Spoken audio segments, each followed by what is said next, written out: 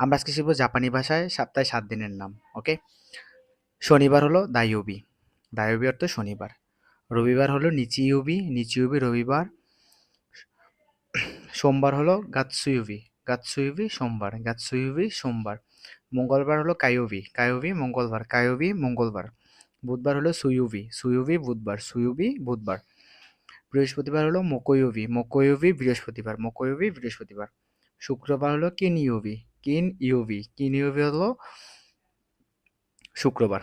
ওকে, শনিবার হলো দেইওবি, রবিবার হলো নিচিইউবি, সোমবার হলো গাতসুইউবি, মঙ্গলবার হলো কাইউবি, বুধবার হলো সুইউবি, বৃহস্পতিবার হলো মাকুইউবি, শুক্রবার হলো কিনইউবি। একটা জিনিস মনে রাখবা, ইউবি,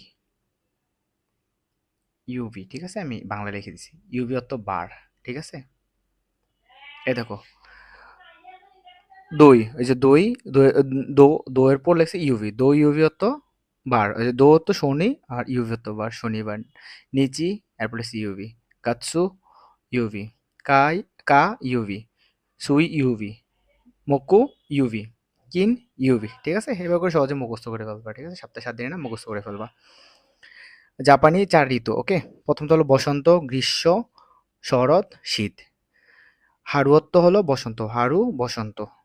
নাৎসু অর্থ গ্রীষ্ম, নাৎসু গ্রীষ্ম। আকি, আকি হলো শরৎ, আকি হলো শরৎ। ফুইউ অর্থ শীত, ফুইউ শীত, ওকে? হারু নাৎসু আকি ফুইউ, হারু নাৎসু আকি ফুইউ। বসন্ত, গ্রীষ্ম, শরৎ, শীত।